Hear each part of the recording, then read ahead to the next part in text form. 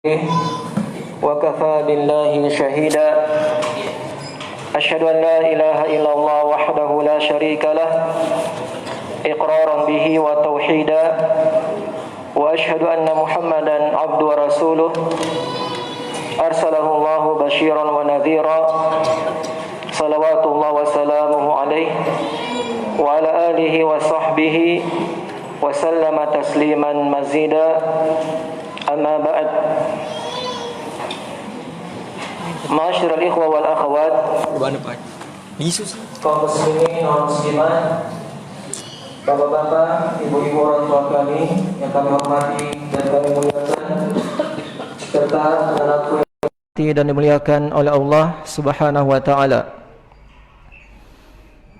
Alhamdulillah, semata kita panjatkan puji syukur kehadirat Allah Subhanahu wa taala yang terus memberikan kepada kita nikmat demi nikmat dan melimpahkan kepada kita curahan kasih sayangnya, sehingga kembali Allah Subhanahu wa taala memudahkan kita untuk menjalankan kewajiban demi kewajiban kita sebagai seorang muslim, dan kita terus diberikan nikmat kesempatan dan nikmat kesehatan, dan kita diberikan hidayah untuk memanfaatkan nikmat tersebut di dalam rangka mendekatkan diri kita kepada Allah Subhanahu wa taala.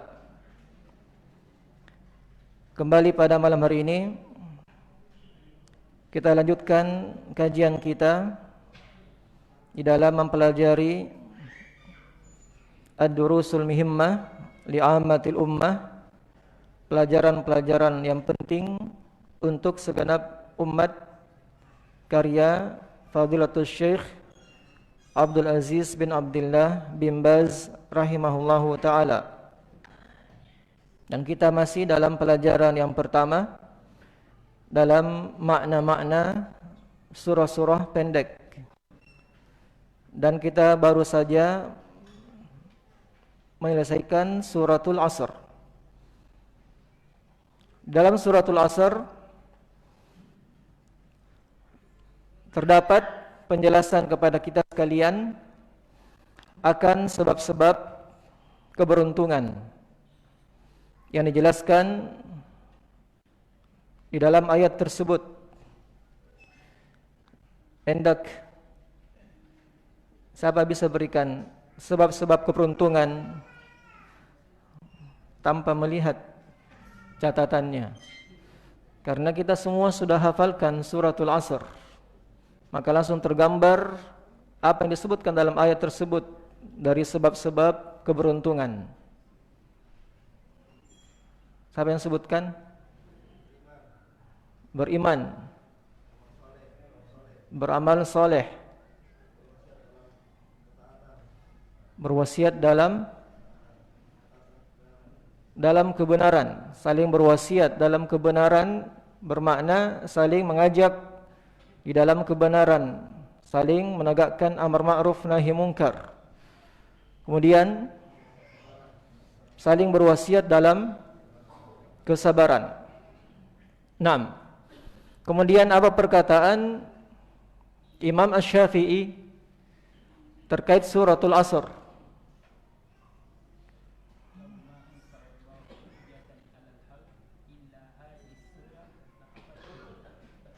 Apa artinya?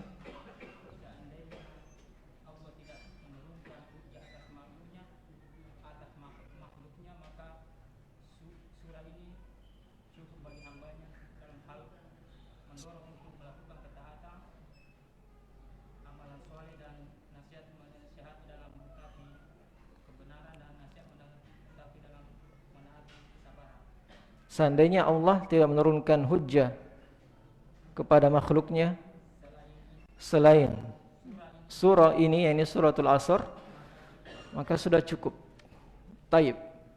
Dalam makna yang lain, kalimat yang lain yang semisal dari Imam Syafi'i, seandainya manusia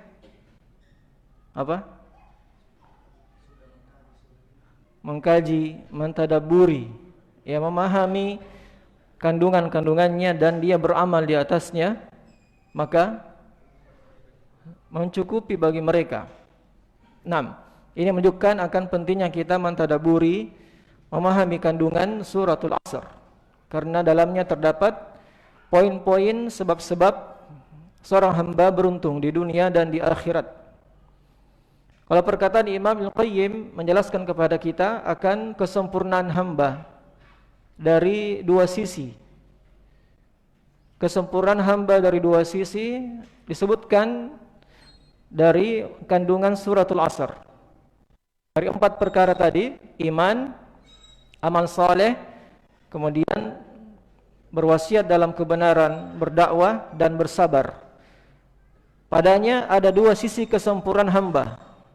Yang pertama kesempurnaan bagi masing-masing pribadi muslim. Setiap pribadi muslim dituntut untuk menyempurnakan dirinya dengan cara dia beriman dan beramal saleh. Cara untuk beriman, dia harus belajar, mempelajari agama Allah Subhanahu wa taala, apa yang harus diimani.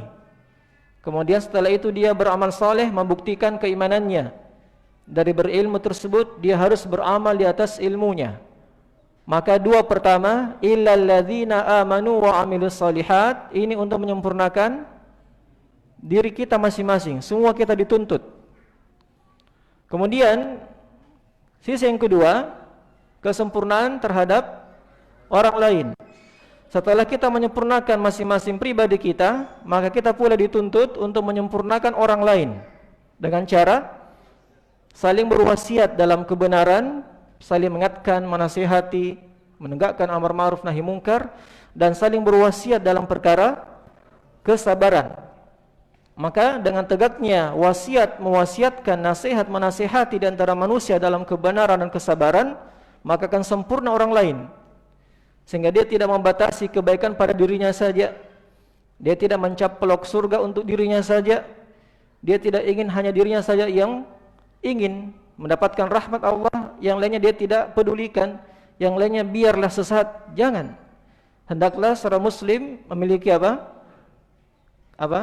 perhatian dalam menyempurnakan orang lain dengan menegakkan tawasau bil haqq wa tawasau bis sabar. Ini kandungan dari perkataan Imam Ibnu Qayyim rahimahullah. Adapun imam yang terakhir yang menyebutkan keutamaan suratul Asr adalah Imam Ibnu Rajab Al-Hambali rahimahullah. Apa makna perkataan Imam Ibnu Rajab?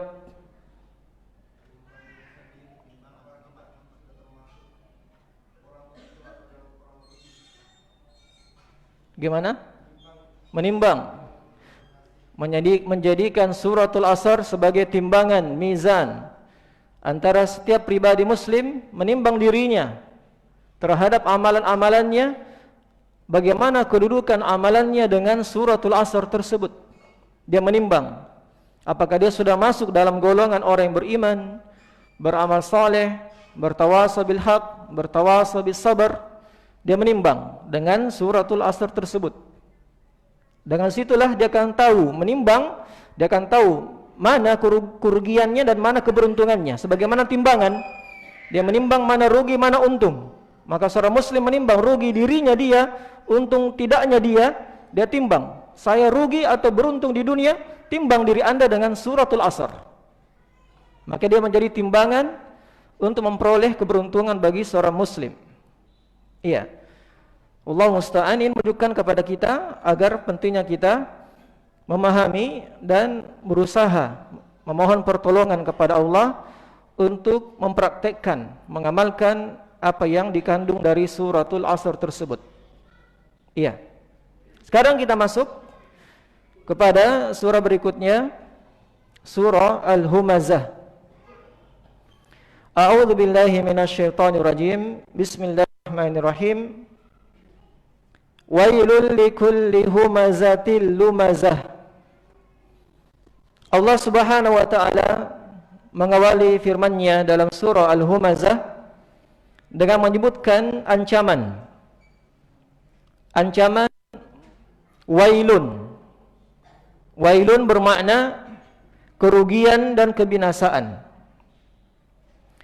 Kaitan dengan suratul Asr, suratul Asr menjelaskan manusia merugi apabila tidak menjalani 4 sifat dari keimanan, amal saleh, tawasau bil haq, dan tawasau bis sabr.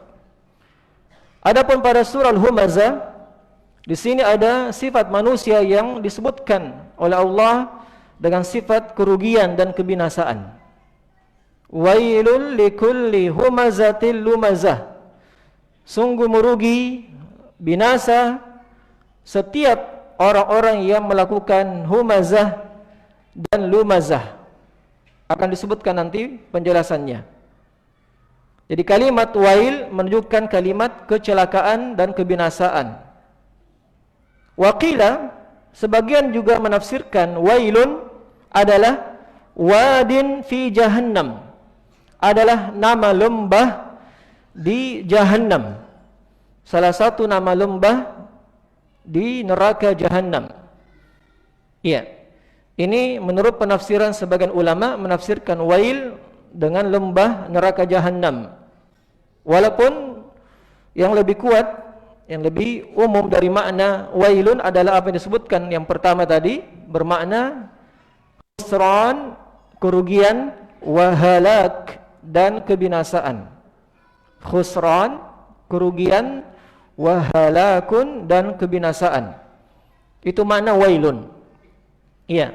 Seperti dalam ayat fawailul lil musallin alladzina hum an salatihim sahun. Fawail, maka kerugian, kebinasaan, kecelakaan bagi siapa? Orang-orang yang salat. Siapa yang celaka, rugi dan binasa dalam salatnya? Orang yang melalaikan dalam salatnya perkara rukun-rukunnya.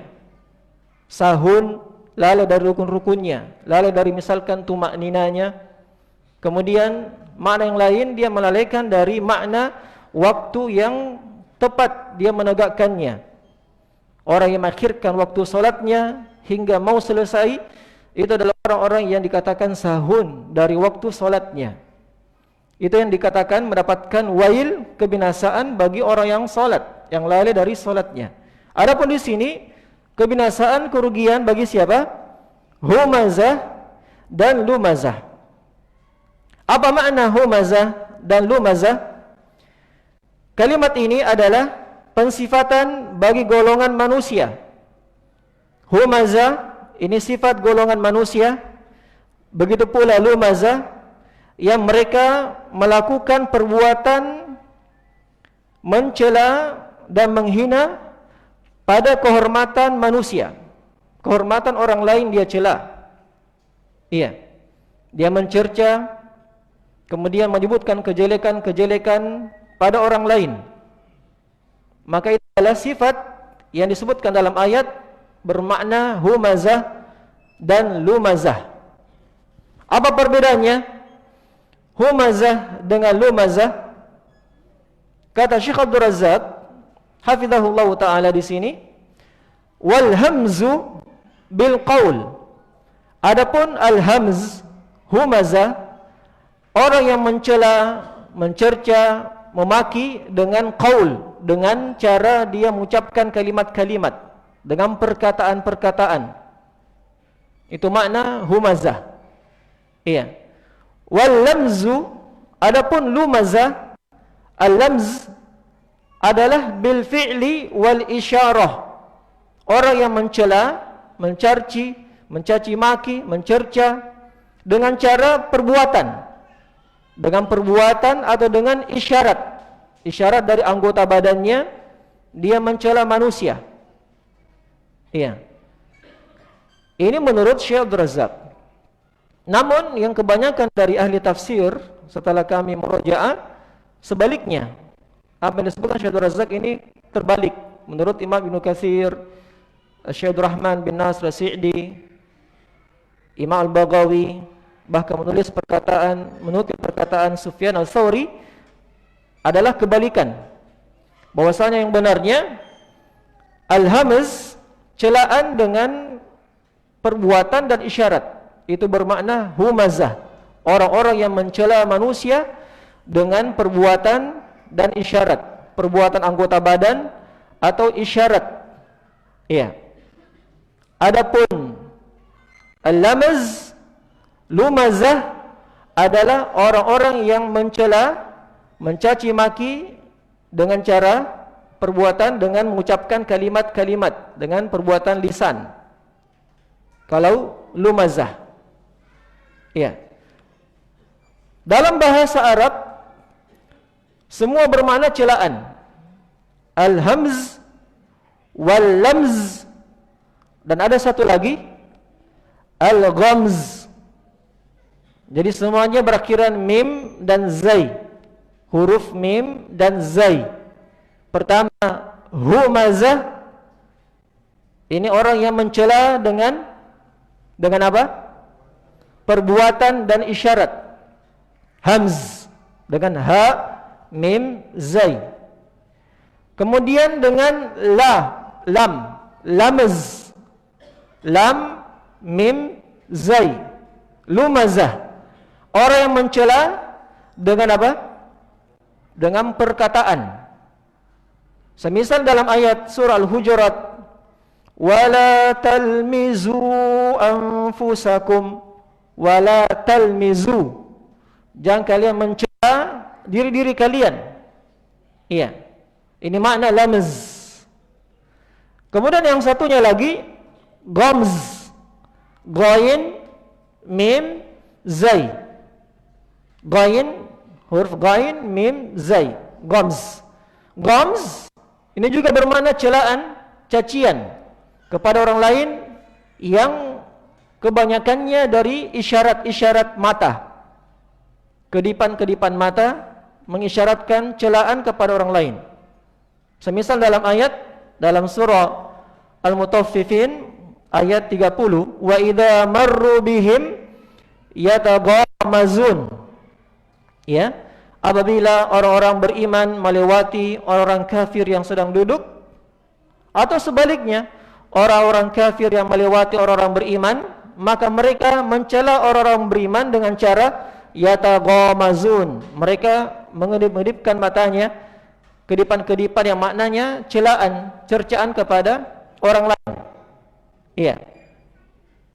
Itu makna ghamz. Jadi ingat, tiga kata dalam bahasa Arab semua mirip. Intinya pada makna celaan, mencaci maki. Pertama apa? Ha, dengan ha, hamz. Kemudian dengan lam, lamz. Kemudian dengan ghain, ghamz. Tayyib. Ini semua adalah perbuatan yang tercela di dalam agama Islam. Naam. Karena membuktikan dirinya apa? Dirinya menghina apa yang ada pada orang lain, yang boleh jadi orang lain tersebut lebih mulia daripada dirinya. Ya ayyuhalladzina amanu la yaskhar qaumun min qaumin asa ayyakunu khairan minhum. Wahai orang-orang beriman, janganlah suatu kaum mencela kaum yang lain. Boleh jadi kaum yang dicela, yang diolok-olok itu boleh jadi apa? Khairan minhum. Lebih baik yang dicela, lebih baik yang diolok-olok daripada yang mencela. Iya. Wala nisa'um min nisa', dan janganlah golongan wanita mencela wanita yang lain. Asa ayyakunna khairan minhunna. Boleh jadi wanita yang dicela, yang diolok-olok lebih baik daripada wanita yang mencela. Naam. Inna akramakum indallahi atqakum. Yang termulia di sisi kalian adalah orang yang bertakwa. Maka tidak boleh kita mencela orang lain. Tayyib. Kecuali celaan di dalam makna agama. Mencela dalam memperingatkan manusia akan keburukan, akan bahaya seseorang. Maka diperbolehkan dalam syariat Islam dalam menjelaskan kepada manusia untuk mencela orang-orang musyrikin, untuk mencela perbuatan orang kafir, untuk mencela perbuatan ahlul bid'ah, ya, orang-orang menyimpang dari agama. Itu boleh kita sebutkan celaan-celaan dalam rangka apa? Ketika tujuannya ingin memperingatkan manusia, litahdzir an syarrihim, untuk mentahdzir, memperingatkan manusia dari celaan mereka. Ini disebutkan oleh Imam Nawawi rahimahullahu taala bahwasanya celaan itu bukan ghibah pada beberapa perkara. Kata beliau, al-qadhu laisa bighibatin fi sittatin. Qadah, celaan itu bukanlah terkadang dinilai sebagai ghibah. Ghibah menyebutkan kejelekan orang lain. Tapi terkadang celaan itu yang ada pada orang lain terkadang bukan ghibah, kata Imam Nawawi. Kenapa? Karena 6 perkara. Bisittatin. Pertama, muhadzirin, orang yang memberikan tahdzir, memperingatkan celaan manusia. Iya, dia memperingatkan yang ada pada orang tersebut dari kejelekan, sifat-sifat ada pada dirinya dari agama, keburukan, perbuatan kesyirikan, perbuatan bid'ah, perbuatan dosa-dosanya, akhlak buruknya. Maka ketika kita peringatkan manusia akan kejelekan orang tersebut dalam rangka orang lain selamat, maka itu bukan ghibah. Iya. Kemudian ketika ada yang kedua, ada orang yang meminta fatwa, mustaftin. Ada orang-orang yang meminta fatwa kepada orang alim, kepada seorang ahli fatwa. Dia bertanya akan hukum orang ini, bagaimana hukumnya kalau saya begini bergaul dengan si A yang dia begini. Dia sebutkan keburukannya. Iya. Maka boleh menyebutkan keburukan pada orang lain dari orang lain ketika ingin minta fatwa. Contoh misalkan seorang istri atau seorang suami menyebutkan keburukan pasangannya. Seorang istri menyebutkan keburukan suaminya. Suami saya jarang di rumah, kurang berikan nafkah. Kemudian dia tidak perhatian kepada anak-anaknya, mendidiknya, dia menghabur-haburkan uangnya, boros. Misalkan sifat-sifat jelek suaminya dia fatwakan, minta fatwa kepada siapa? Alim, ahli fatwa. Maka boleh menyebutkan kejelekan si suami dalam rangka apa? Apa tadi rangkanya? Untuk tujuan apa? Minta fatwa kepada seorang alim. Iya. Kemudian kondisi yang ketiga, boleh mencela orang lain ketika menyebutkan dalam makna dia dikenal, mu'arrifin, untuk berikan ta'arif. Orang itu dikenal dengan sifat yang ada pada dirinya, sifat buruk, tapi dia sudah menjadi sifat yang dikenal dengannya, sudah melekat pada dirinya, dipanggil dengan gelar tersebut. Contohnya ya, ada misalkan 2 orang yang bernama Ahmad. Contoh saja, 2 orang bernama Ahmad. Satunya pincang, satunya tidak. Ketika ada yang bertanya, mana si Ahmad? Ahmad yang mana? Dia perjelas, Ahmad yang pincang. Ini keburukan yang ada pada orang lain. Ahmad yang picok matanya misalkan. Pokoknya keburukan yang ada pada orang lain. Tapi dia datang menyebutkan keburukan, kejelekan itu dalam mana apa? Ingin menjelaskan, ta'rif, untuk menjelaskan orang itu siapa, supaya dia tahu perjelas yang dia inginkan, yang dia maksudkan. Dan ini berlaku pada hukum-hukum rawi-rawi hadis yang dikenal memiliki cacat-cacat, seperti disebutkan Sulaiman bin Mihran, rawi-rawi Bukhari Muslim, dikenal dengan keburukan, misalnya sifatnya al-a'mash, yang rabun matanya. Ya, ada juga al-a'raj, yang pincang kakinya. Jadi pada rawi-rawi hadis saja disebutkan gelar-gelar yang terkadang buruk, tapi itu sebagai rangka apa? Ta'rif, memberikan ta'rif, perkenalan, untuk mengenalkan manusia dialah orang ini yang diinginkan. Tayyib. Dan ada beberapa bab-bab yang lainnya, itu beberapa hal yang dibolehkan pada sebahagian perkara ketika ingin menyebutkan celaan pada orang lain. Nah, kemudian berikutnya Allah Subhanahu wa taala berfirman, "Alladzi jama'a malan wa 'addadah." Alladzi jama'a malan, orang-orang yang mengumpulkan hartanya. Ai hadha hammuhu, yakni orang ini semangatnya semata, keinginan terbesarnya hanyalah sebatas jam'ul mal wal istiktsar min jam'ihi wa ta'dadihi. Semata tujuannya untuk mengumpulkan harta dan dia berbanyak-banyak dengannya, mengumpulkannya, menghitung-hitungnya. Ini sifat celaan yang kedua yang disebutkan dalam surah ini, golongan manusia yang hanya sibuknya semata untuk mengumpulkan harta berbanyak-banyak dengannya. Ini telah berlalu bersama kita dalam surah-surah sebelumnya. Surah apa? At-Takatsur. Alhaakumut takatsur. Sungguh melalaikan kalian sifat apa? At-Takatsur, dari kata katsir. Katsir itu apa? Banyak. Yani berbanyak-banyak dengan dunia, berbanyak-banyak dengan harta. Celaka kalau dia dilalaikan dengan sifat bermegah-megah, berbanyak-banyak dengan hartanya dalam tujuannya apa? Berbangga-bangga dengannya, membanggakan kekayaannya dibandingkan orang lain. Maka itu yang perkara yang tercela. Di sini juga disebutkan celaan yang mengumpulkan hartanya dan ad-dadah, dia menghitung-hitungnya. Ya, dia mengumpulkan, terus dia hitung-hitung. Ini hartanya sudah berapa? Usahanya sudah berapa? Ya, dan seterusnya. Kata Syekh, wa anna indahu minal mal kadza wa kadza. Dia punya harta di sisinya begini dan begini. Yamliku minar raqiq kadza. Dia memiliki budak-budak. Ya, misalkan di zaman perbudakan dahulu, dia memiliki beberapa budak-budak, dia hitung, sudah berapa budak saya? Ya, kalau di zaman sekarang mungkin apa?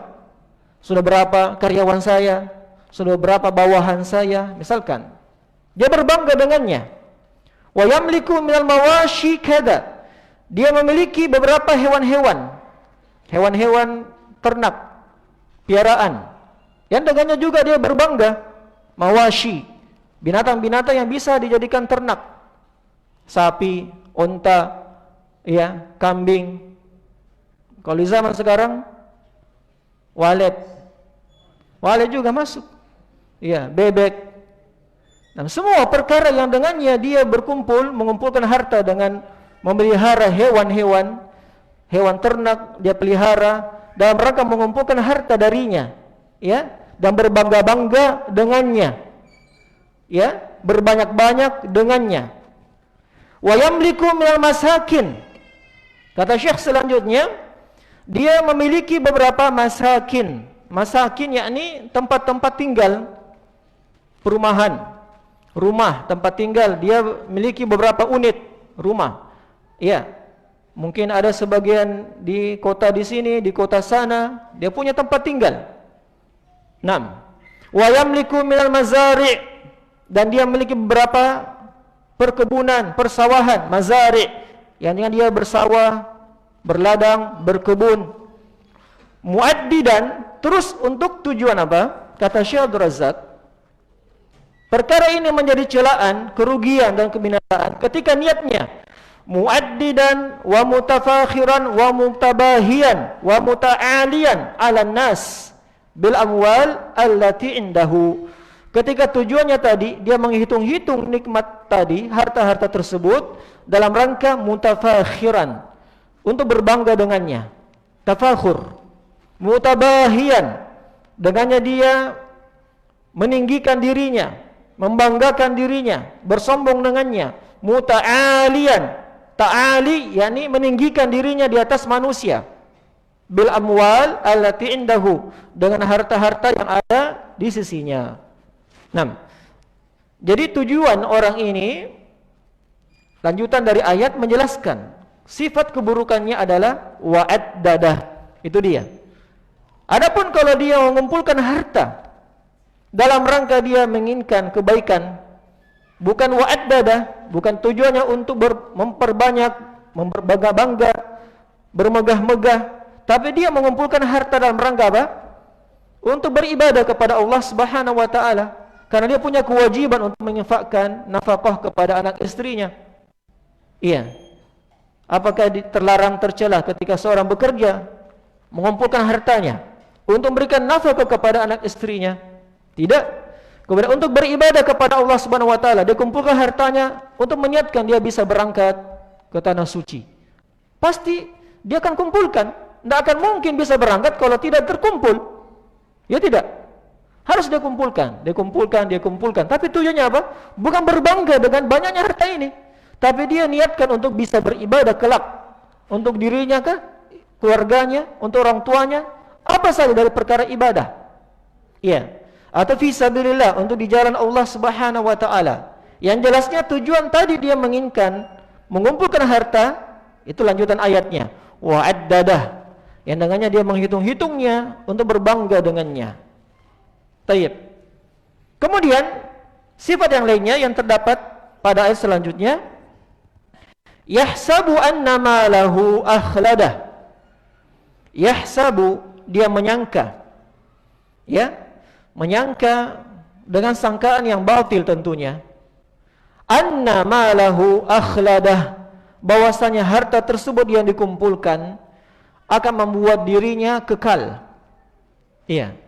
Apa maknanya?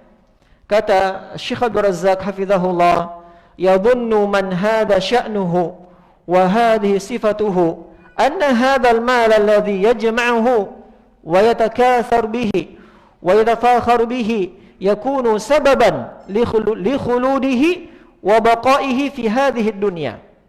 Dia menyangka orang yang seperti ini keadaannya, yang seperti ini sifatnya, dia menyangka harta tersebut yang dia kumpulkan, yang dia berbanyak-banyak dengannya, yang dengannya dia berbangga-bangga, dia menyangka harta itu sebagai sababan, sebagai sebab li khuludihi, sebab dia bisa kekal, wa baqa, dan terus menerus berada di dunia.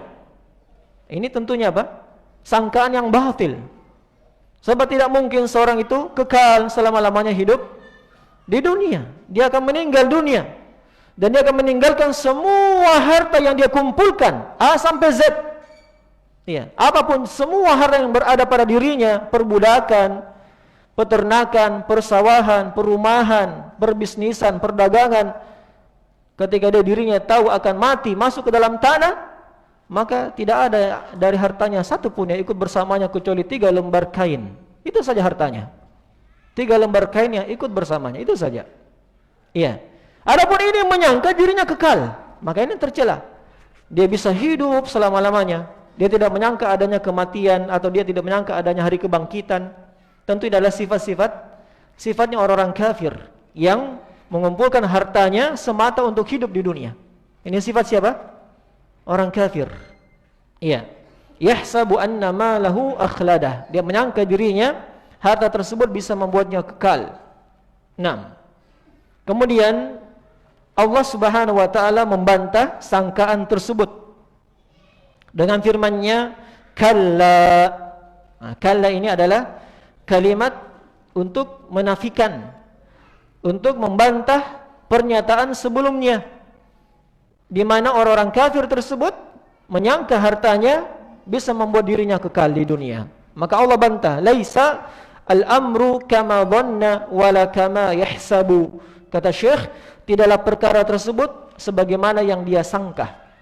Ya, bukanlah sebagaimana yang dia inginkan, bahwasanya dia bisa kekal hidup di dunia dengan hartanya.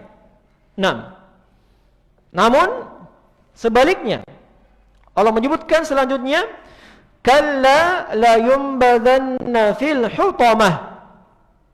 La yumbadanna fil hutamah. Sungguh lam di situ ada lamut taukid. La yumbadanna, la di depan, lam taukid. Lam menunjukkan penegas, sungguh. Terus yumbadanna, ada lagi nun taukid. Nun taukid juga bermakna nun penegas, penguat. Maka sudah 2 makna penegas, 2 makna penguat, bahwasanya sungguh orang tersebut benar-benar akan dicampakkan, ya, ke dalam hutamah. Apa itu hutamah? Nanti akan datang penjelasannya pada ayat-ayat setelahnya. Kata Syekh Abdul Razzaq, ma'alu hadha annahu yamut, bahwasanya orang ini yang mengumpulkan hartanya dan menyangka dirinya kekal dengan harta dunianya, sungguh tempat kembalinya dia pasti pertama kali annahu yamut, dia akan meninggal dunia, akan mati. Dan ketika dia mati, dia akan yatruku ma'alahu, dia akan meninggalkan semua hartanya tadi. Wara'a dhahrihi, dia tinggalkan semua hartanya di belakangnya. Tak ada yang dia bawa. Thumma yakunu ma'aluhu yawmal qiyamah ayyurma wa yulqa finnar. Kemudian tempat kembalinya kelak di hari kiamat, dia akan dilemparkan, dicampakkan finnar, di dalam api neraka. Ini keadaan orang-orang yang demikian keadaannya, yang menyangka dirinya bisa kekal di dunia dengan sekedar mengumpulkan harta, ya, sekedar berbangga-bangga, bermegah-megah dengan harta duniawi. Na'udzubillah min dzalik. Dan ini sifat pada apa? Pada orang kafir. Dan ini sifat disebutkan ayat surah Al-Humazah. Ini surah Makkiyah. Surah Makkiyah yang turun di mana? Apa itu makna surah Makkiyah? Surah yang turun sebelum hijrahnya Rasulullah SAW. Ya, itu yang tepat dari pengertian Makkiyah dengan Madaniyah. Kalau Makkiyah, surah yang turun sebelum Nabi hijrah. Adapun surah yang turun setelah Nabi hijrah, maka dinamakan surah Madaniyah. Ya. Taib, maka ini sini Al-Humazah mensifatkan tentang keadaan orang-orang kafir, orang kafir Quraisy. Karena mereka diingatkan dengan perkara apa yang terjadi pada diri mereka dari perbuatan kesombongan dengan harta-harta mereka, yang mereka tidak mau beriman kepada Allah Subhanahu wa taala dan tidak menerima dakwah Rasulullah sallallahu alaihi wasallam ketika Nabi diutus di tanah Makkah. Maka ini memperingatkan keadaan mereka. Iya. Bahwasanya mereka, dunia yang mereka kumpulkan tidak akan membuat mereka kekal, tapi mereka akan meninggal dan mereka akan dicampakkan, dimasukkan ke dalam neraka karena mereka tidak beriman kepada Allah Subhanahu wa taala. Nah, kata Syekh hafizahullah taala, wan nar min asma'iha al-hutamah. Dan neraka memiliki banyak penamaan. Neraka memiliki banyak penamaan. Di antara penamaan neraka dalam ayat ini al-hutamah. Itu nama neraka. Ya, kalla la yumbadzanna fil hutamah. Jadi al-hutamah salah satu nama neraka. Baik, ada neraka al-hutamah, ada neraka jahim, ada neraka jahannam, ada neraka saqar. Itu beberapa nama-nama neraka. Saqar 6. Contohnya ma salakakum fi saqar, dalam ayat ma salakakum fi saqar. Apa membuat kalian masuk ke dalam saqar? Qalu lam nakum minal musallin. Mereka mengatakan dahulu kami tidak termasuk orang-orang yang menegakkan salat. Walam nakun nut'imul miskin. Dahulu kami tidak termasuk orang-orang yang memberikan makan kepada orang miskin. Maka mereka masuk ke dalam neraka saqar. Itu nama, salah satu nama-nama neraka. Di sini namanya adalah hutamah. Kenapa dinamakan hutamah? Kata Syekh Abdul Razzaq, li'annaha tuhattim. Karena neraka tersebut tuhattim, ay taksir wa tahshim ma ulqiya fiha min shiddatiha. Neraka tersebut akan menghancurkan, akan merobek, ya, akan merobek semua apa yang dicampakkan, dimasukkan ke dalamnya karena panasnya api neraka tersebut. Maka setiap apa yang masuk dari penduduk-penduduk neraka betul-betul akan dibinasakan. Ya, tahshim, taksir, akan dirobek-robek, dicabik-cabik oleh neraka jahannam. Na'udzubillah minan nar. Na'udzubillah minan nar. Allahumma ajirna jami'an minan nar. Ini makna al-hutamah. Kemudian Allah berfirman selanjutnya, wa ma adraka mal hutamah. Dan tahukah engkau, wahai Rasulullah, apa itu hutamah? Sini Allah Subhanahu wa taala bertanya dengan pertanyaan, apa itu hutamah? Telah berlalu bersama kita apa makna ayat ketika Allah Subhanahu wa taala bertanya kepada Rasulullah sallallahu alaihi wasallam akan suatu perkara. Apa tujuannya? Apa tujuan Allah bertanya suatu perkara dengan kalian pertanyaan. Sudah berlalu bersama kita di surah-surah sebelumnya.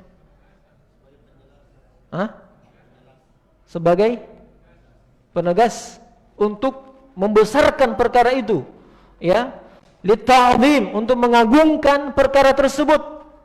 Telah berlalu dalam surah apa? Al-Qari'ah. Mal Qari'ah? Wa ma adraka mal Qari'ah? Al-Qari'ah. Ini nama apa? Nama hari kiamat. Al-Qari'ah, yang taqra'ul qulub, yang menggetarkan hati-hati. Mal Qari'ah? Wa ma adraka mal Qari'ah? Tahu kau apa itu Al-Qari'ah? Allah bertanya untuk apa? Membesarkan perkara hari berbangkit, yang betul-betul menggetarkan jiwa-jiwa, membuat takut semua manusia tanpa terkecuali. Ya, semuanya kaget melihat, kemudian mereka mabuk padahal mereka sebenarnya tidak mabuk. Telah berlalu penafsirannya, penjelasannya. Nah, di sini Allah bertanya lagi, wa ma adraka mal hutamah? Untuk apa? Untuk memperbesar perkara neraka. Ya, kalau yang contoh kalimat biasa apa? Pernah kita sebutkan contoh kalimat percakapan biasa. Tahu kau apa itu Jakarta? Ya, misalkan ada orang mau pergi Jakarta atau Amerika, ingin mencari harta. Tahu kau apa itu Amerika? Nah, ini ingin kita apa? Peringatkan orang itu bahwasanya perkara besar kalau ingin kamu pergi ke sana. Taib. Wa ma hiya hadhil hutama? Maknanya apa itu hutama ini? Ma'adza takun? Dari apa dia? Kata Syekh, al-istifham litahwil wa bayani idhami khuturah hadhihi an-nar. Pertanyaan di sini adalah pertanyaan untuk mentakut-takuti, ditahwil, untuk mentakut-takuti kita akan perkara neraka. Ya, jadi dua sudah penjelasan tentang pertanyaan. Wa bayani idham, ini yang sering kita sebutkan tadi, dan penjelasan akan keagungan besarnya perkara bahaya api neraka. Jadi pertanyaan ini untuk dua hal. Pertama, untuk menakut-nakuti kita, dan untuk apa? Membesarkan perkara tersebut, menjelaskan akan bahaya agungnya bahaya perkara api neraka. Iya.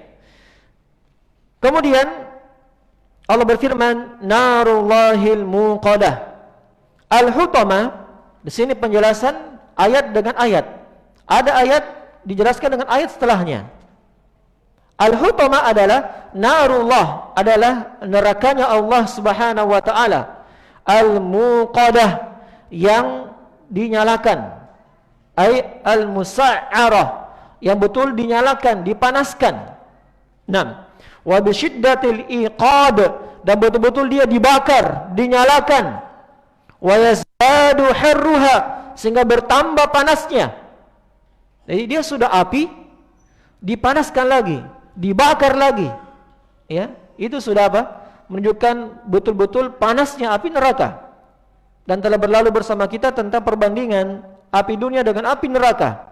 Perbandingannya api dunia dengan api neraka. Api kalian di dunia ini adalah 1 dari 1/70 bahagian api neraka. Jadi nanti kita di neraka, naudzubillah, orang-orang dicampakkan di dalam api neraka, naudzubillah, mereka akan mendapatkan 69 kali lipatnya api di dunia. Naudzubillah minan nar. Naam. Allahumma ajirna minan nar jami'an. A'adana Allahu minha. Semoga Allah Subhanahu wa taala melindungi kita semuanya, wa min kulli ma qarraba ilaiha min qaulin wa amal, dan semoga Allah menjaga kita dari semua apa-apa yang mendekatkan kepada neraka, baik berupa perkataan atau suatu amalan. Ya. Allati tattali'u 'alal afidah. Neraka tersebut tattali'u 'alal afidah, yang betul-betul menggetar sampai kepada hati. Ya. Betul-betul memberikan pengaruh sampai kepada afidah. Afidah adalah hati. Khussat al-afidah bihadzal ittila'. Dikhususkan penyebutan hati, bahwasanya neraka ini akan sampai panasnya terasakan dalam hati. Kenapa? Li'anna al-afidah hiya manba'ul a'mal wa masdaruha wal muharrik laha. Sebab hati ini adalah sumber seorang itu bisa beramal, sumber dia bisa bergerak, beraktivitas. dengan hatinya.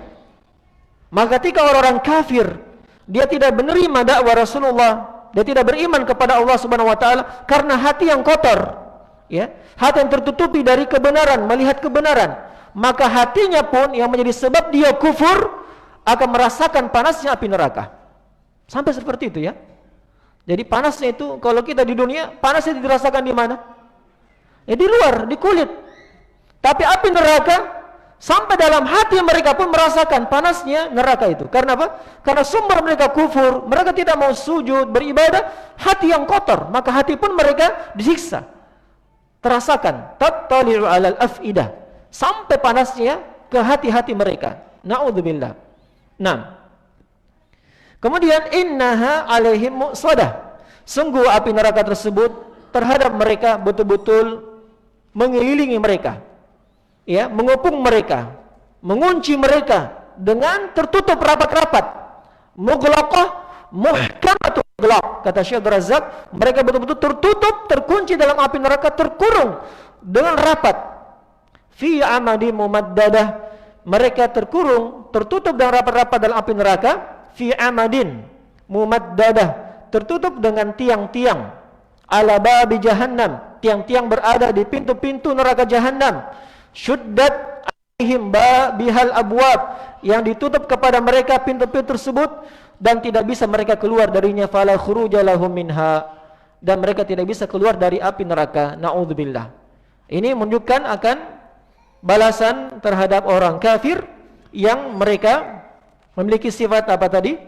Senang mencela kepada orang-orang muslim, mencela Rasulullah, orang-orang yang beriman bersamanya, para sahabat, termasuk orang-orang yang Islam sekarang atau yang menegakkan dakwah dan mengikuti sunnah Rasulullah SAW. Siapa yang mencela mereka, maka terancam dengan ancaman yang disebutkan dalam ayat ini. Maka semoga kita semuanya diberikan keselamatan, assalamu alafiyah, dari sifat-sifat tersebut, dan semoga Allah Subhanahu wa taala melindungi kita semuanya dari api neraka. Allahumma ajirna minan nar, Allahumma ajirna minan nar wa ma qarraba ilaiha min qawli wa amal. Ila huna subhanallah hamdik asyhadu an la ilaha illa anta astaghfiruka wa atubu ilaik. Assalamualaikum warahmatullahi wabarakatuh.